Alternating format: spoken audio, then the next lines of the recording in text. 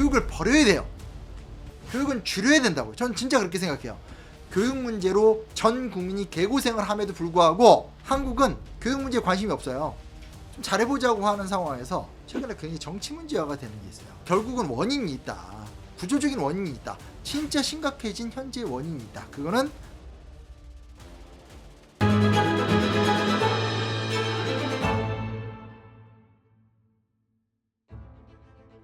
안녕하세요, 심용환입니다. 현재 사는 심용환, 현재를 살아가는 심용환. 수능 끝났어요. 해마다 수많은 청소년과 부모님들이 힘들어요. 우리나라는 1995년 5.3일 교육개혁이라는 걸 통해서 한국의 교육제도가 확실히 바뀌어요. 근데 그때 보면 교육개혁안에 이런 말이 나와요. 기존의 공부量확 줄여야 된다. 애들 창의적인 교육을 시켜야 되기 때문에 확 줄여라. 얼마나 좋은 말입니까? 교육을 버려야 돼요. 교육은 줄여야 된다고요. 전 진짜 그렇게 생각해요. 근데 웃긴 게 뭔지 알아요? 첫 보고서는 그렇게 나온다? 그 다음 실행 보고서 전 단계에서 보고서 뭐라고 나온 줄 알아요? 줄이되 핵심은 가르치라는 거예요. 미분 적분 중에 적분을 빼든가 한국사에서 삼국시대 날려버리든가 확 줄여서 아이들이 교과로 습득해야 될, 즉 학습 시간과 창의적 평가를 받아야 될 시간에 밸런스를 맞춰야 된단 말이에요. 요즘 애들은 수행과 시험 지역에 살죠. 왜? 새로운 교육개혁의 구조가 그렇게 돼 있기 때문에. 이게 또 웃긴 게 좀 잘해보자고 하는 상황에서 최근에 굉장히 정치 문제화가 되는 게 있어요. 진보 교육감, 보수 교육감. 최근에 이거 다 빼고 그냥 정당으로 하자 이런 얘기도 있고. 또 투표를 하는데 이게 뭐가 바뀌는지도 좀 잘 모르겠고. 사실 이것도 또 하나 문제가 있어요. 뭐가 있냐면 이거 거짓말이에요. 조금씩 바뀔 수는 있어요. 근데 실제로 되게 재밌는 게 뭔지 아세요? 1995년 5.3일 교육개혁을 입안했었던 10명의 전문위원들이 있어요. 그 전문위원들이 정권 교체와 상관없이 다 교육부 장관을 역임했어요. 지금 현재 교육부 장관도 5.3일 교육개혁 때 교육부 교육 전문위원이었어요. 짧게 보지 말고 넓게 봤었을 때 우리나라가 90년대 중반 5.3일 교육개혁 이후에 신교육을 시도했단 말이에요. 근데 그때 처음 설계했던 사람들이 일종의 카르텔인 거죠. 지금까지 계속 해먹고 있어요. 정권 교체 아무 상관이 없어요. 근데 뭔 교육이 정치 문제예요? 황당하죠. 사실 우리나라의 국립대학은 서울대 하나를 제외하고 나머지 지방 국립대학이나 여러 국립대학들은 어찌됐건 현재 한국의 대학 위기에서 하위권들이에요. 그러니까 무슨 얘기냐? 공교육 네트워크를 통해서 교육이 확 바뀐다? 단순한 얘기 아니에요. 그러니까 지금 보면 개혁을 이야기하는 사람들의 제도 개혁이 아니라는 게 언뜻 들어보면 굉장히 그럴싸한데 하나하나 따져보면 보통 일이 아니에요. 더 큰 문제 뭐예요? 대학 수요가 없어질 수 있나요? 지금 당장 어떻게 없어지겠어요? 사람들이 대학을 출세의 수단으로 믿고 있는데 한국은 교육 문제에 관심이 없어요. 한국은 교육 문제로 전 국민이 개고생을 함에도 불구하고 수능 보기 전까지는 우리 아들이 좋은 대학을 갈 거라고 믿기 때문에 적극적인 교육개혁에 뛰어들지 않고 수능을 보고 나면 승리자가 됐으면 그 승리적 도취 때문에 패배자가 됐으면 그 패배적 열등감 때문에 또 교육개혁 얘기를 하잖아요. 되게 중요한 문제잖아요. 오늘 얘기를 다소 이렇게 좀 초반에 센 얘기를 했는데 결국은 원인이 있다. 구조적인 원인이 있다. 진짜 심각해진 현재의 원인이 있다. 그거는 1995년으로 돌아가야 된다. 때는 2022년입니다. 7월달입니다. 교육부 업무보고에서 무슨 말을 하냐면 수요자 중심 신산업 인재 양성을 강조하면서 국가교육위원회를 만들겠다고 얘기해요. 또 하나 100만 디지털 인재를 양성하겠다고 그래요. 그 다음 뭐냐면 2023년 1월달에 공교육만으로 수능 준비를 가능하게 하고 학원 다닐 필요 없게 공공 컨설팅 시스템을 도입해서 사교육 경감 대책을 마련하겠다고 얘기했어요. 요 얘기가 95년 김영삼 대통령 5.3일 교육 때부터 정권 바뀔 때마다 다 똑같아요. 되게 의미심장한 부분이다라는 거예요. 단적인 예를 제가 하나 살짝 말씀드리면 지금 100만 디지털 인재 양성 얘기했잖아요.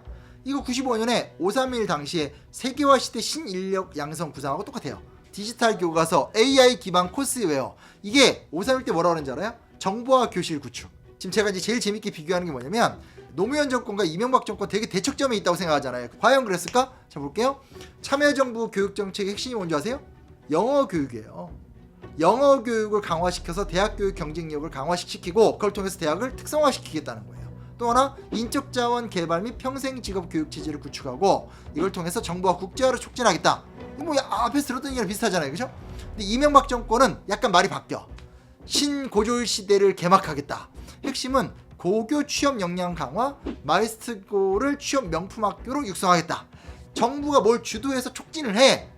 그리고 고등학교도 살리고, 대학교도 살리고, 특성화하고 개성화 창의성하겠다. 근데 이름만 바뀌었지. 지금 내용이 다 똑같다는 얘기예요. 현재 우리가 지금 누리는 교육개혁의 핵심은 세계화와 민주화 때문에 그래요. 1995년에 김영삼 대통령이 이런 말을 합니다.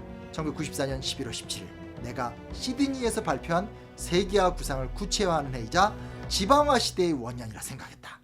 그러면서 세계화는 우리를 21세기 인류 국가 건설로 이끄는 지름길이다 라고 얘기한 거예요. 우리의 자녀들이 어떤 교육 환경에 있었으면 좋겠어요. 마음속으로는 우리 애가 좋은 대학 가길 원해요. 하지만 공통적으로 얘기하는 게 뭐냐면 제발 사교육비 좀 줄이고 애들 좀 즐겁게 학교 좀 다니게 해주세요.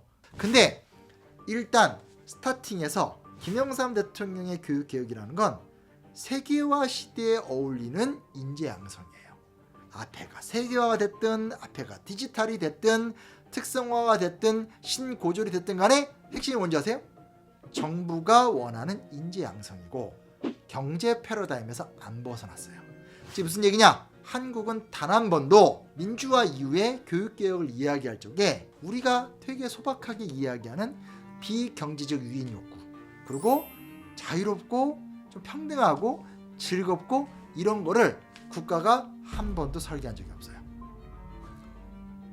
애초에 목표 자체가 신인재를 발굴하는 건데 거기 어떻게 사회교육이 없어지고 대학 위기가 어떻게 없어져요.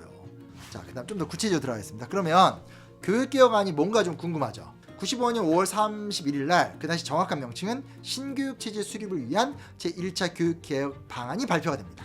그리고 그 다음 해를 넘겨서 2월 9일 날 2차 개혁안, 8월 달에 3차, 마지막 97년에 6월 달에 4차 개혁안을 발표하면서 4차례 개혁안을 발표해요. 첫 번째로 발표했었던 교육개혁 방안 발표일이 5월 31일이었어요. 그래서 531 개혁이라고 통칭을 합니다. 그래서 제가 또 531 개혁이라고 말을 할게요. 일단 1차 교육 방안에서의 핵심이 3가지예요. 첫째, 대학의 다양화와 특성화예요. 대학이 다양해지고 특성화가 돼야지만 그런 새로운 인재들이 자라나는 거고, 대학이 다양화되고 특성화가 돼야지만 이제 다종의 경쟁이 이루어지고, 다양화되고 특성화가 돼야지만 대학의 위기화도 사라진다고 본 거예요. 그 다음 뭐가 있냐? 다양한 개성을 존중하는 초중등학교 교육을 운영하겠다는 거예요. 그러면 이제 아이들이 다양한 공부를 해나가면서 다양한 생각을 할 수 있고 학교보다 더 민주주의 운영되면서 학교 교실 현장들도 많이 바뀔 수 있겠죠. 그리고 마지막이 국민의 고통을 덜어주는 대학 입학제도, 입시제도를 바꾸겠다는 거예요. 근데 2차 개혁안은 뭐냐면 여기서 또 새로운 이야기가 나옵니다. 신직업 교육 체제를 구축하겠다는 거예요. 이게 뭘 얘기하는 거냐면 누구나 언제 어디서나 원하는 직업 교육을 받을 수 있게 해주겠다는 거예요. 그 다음 초중등 교육 과정에 대해서는 다시 한번 이야기하는데 여기서 재밌는 게 뭐냐? 학생들의 적성과 소질에 맞는 교과목 선택에 의한 학생 중심의 교육 과정을 운영하겠다는 거예요. 쉽게 말하면 이거예요. 난 수학이 안 맞아. 안 하면 되는 거야. 국어랑 영어 위주로 공부를 하는 거예요. 교사도 자기의 집중된 역량을 갖고 다양한 이야기를 가르치고, 학생들도 다양하게 준비해서 점점점 시간이 지날수록 학교마다 학생마다 배우는 내용이 달라지는 거. 그러면 이 수업은 교과서가 필요가 없겠죠. 그리고 교과서를 만들더라도 자유발행제가 되겠죠. 그리고 교육을 하더라도 교과서가 주가 아니고 교사와 학생이 준비한 것, 소통하는 것이 주가 되겠죠. 자, 그 다음 3차 교육개혁 방안입니다. 지방교육자치제도를 개선하겠다는 거예요. 지역의 교육의 특성화를 허락해주겠다는 거예요. 이런 거죠. 예를 들면 내가 지금 공주야. 그러면 우리 공주는 백제 문화유산이 많잖아요. 이런 것과 결부돼서 우리의 지역성을 바탕으로 한 교육을 하겠고, 그러면서 하나가 또 뭐가 나오냐, 이게 되게 중요한 건데 사학의 자율과 책임을 제고하겠다는 거예요. 사학을 지원해서 사학을 육성 활성화를 시키면 사학이 다르게 개성 있게 나아갈 것이다. 이렇게 본 거예요. 그 외에 이제 교육정보화, 이해되시죠? 그리고 마지막 4차 교육개혁안의 핵심이 뭐냐면 그게 민주시민교육이에요. 선생이 시스템을 준비하고 있고 책임 있게 논쟁할 수 있고, 그렇게 그런 문화가 쌓이다 보면 훨씬 더 성숙한 인간이 될 건 뻔하다고요. 그게 민주시민교육이에요. 그 외에도 이제 뭐 유아교육을 공교육 체계로 확립하고 과외 대책을 통해서 사교육비 경감을 마련하겠다, 뭐 이런 식으로 딱 나와요. 근데 실제로 531 교육개혁의 가장 큰 성과는 교육재정 마련이에요. 교육재정이 확보가 되면서 교실 환경이 되게 좋아진 거. 지금 보면 부족할지 모르겠지만 정보화 시스템, 뭐 컴퓨터도 있고 인터넷 접속도 되고, 또 이때 나왔던 게 뭐냐면 그게 EBS예요. EBS 얘기하면 다 이명박 대통령을 생각해요. 왜냐면 EBS 교재로 수능을 보겠다라는 걸 낸 게 이명박 대통령이거든요. 근데 그 당시엔 디지털이라는 거, 정보화라는 게 이제 방송이었기 때문에 EBS를 중심으로 양질의 교육을 주면 히트다 히트 뭐 이게 될 수 있다라고 생각했던 것도 다 이때 얘기인 거예요. 그리고 사실은 이 생각에서 현재까지 벗어나진 않았어요. 여기에 추가된 것들이 뭐냐면 이렇게 뭐 복지 같은 것들, 사회복지라는 개념이 그래도 학교에 좀 들어가서 아이들이 학교에 좀 오래 있을 수 있고 그런 혜택은 들어갔죠. 그럼 제가 이제 정리하면 이거죠. 사회변화의 축을 세계화와 정보화로 잡은 거예요. 교육 분야에 대한 대응은 다양화와 자율화로 잡은 거예요. 개혁의 목표는 신인력을 창출하는 거죠. 그러면 신인력을 어떻게 창출할 것인가에 대해서 대학의 전문화와 평생학습 제도를 구축하는 걸 얘기를 한 거고, 그러면 대학의 전문화라는 것은 입시제도 개선과 학생의 복수 지원제, 지역의 특성화, 대학의 강화, 이 네 가지로 요약이 돼요. 그리고 그 바탕에는 사학 개혁이라는 게 있어요. 현재 사학은 특수성도 없고 공공성도 없고 자주성도 없다는 거예요. 이유도 정확히 써놨어요. 양적 팽창을 지향하는 정부 정책 때문이다. 그러면서 과다한 규제가 문제이기 때문에 규제의 폭을 넓혀주면서 사립학교의 재정 자립을 유도하고 사립학교의 학생 선발권을 부여해주겠다고 얘기를 하는 거예요. 자, 그럼 여기서 이제 문제가 생기기 시작해요. 그 직접적 결과가 뭐죠? 학교의 재정을 보충하기 위해서 이제 학교에서 등록금을 받기 시작하라는 거죠. 그리고 학교의 선발권을 뽑을 때 뭘 뽑겠어요? 핵심 뭐예요? 똑똑한 애들, 성적 높은 애들을 뽑기 시작한 거예요. 이러면서 소위 말하는 쌍둥이 문제점이 생겨난 거예요. 애초에 목표는 특수성과 공공성과 자주성을 유도하기 위해서 이 이야기를 만들었는데, 정작 학교에서는 학교의 재정을 강화시키기 위해서 학생들한테 등록금을 받으면서 어마어마한 돈을 지출을 감내하게 되고, 플러스 학생 선발권에 대한 우선권을 쥐게 되면서 우리가 잘 알고 있는 외고 특목고 현상이 생기게 된 거예요. 오히려 돈이 더 많이 드는 구조가 됐죠. 그렇다고 해서 그 학교를 다니면서 사교육비 안 나가는 거 아니잖아요. 그렇죠? 그러니까 결국은 내가 우리 아들이 좋은 고등학교 왔어. 좋은데 그럼 학교 등록금 내야 되고 사교육비 내야 되고, 그리고 걔는 그 학교를 들어가가지고 그 어마어마한 경쟁 속에서 정말 온갖 모멸적 태도를 감당하면서 다녀야 돼요. 사학개혁이 실패한 거죠. 사학개혁 실패. 이 사학개혁의 본질적 문제로 들어간 적은 한 번도 없어요. 그 다음 보세요. 초중등 교육개혁의 핵심이 뭡니까? 자율성과 창의성의 극대화잖아요. 그래서 이제 외국어 수업 도입, 독서 교육 강화, 교실의 정보화 뭐 이런 거였어요. 그러면서 주입식 교육을 탈피하고 역동적인 교육 환경을 만들겠다는 거예요. 근데 여기서 문제가 생겨요. 이 당시 이 사람들의 플랜을 보면 상위권은 심화, 하위권은 보충을 하겠다는 거예요. 그럼 뭐예요? 평가의 잣대를 안 놓은 거죠. 시험의 잣대를 안 놓은 거예요. 방향이 정해져 있잖아요. 그러면 주입식 교육을 어떻게 벗어나요? 제 말 이해되시죠? 그 다음 입시제도 개혁이에요. 입시제도의 개혁을 얘기하면서 국영수 위주의 대학별 고사를 폐지하겠다는 거예요.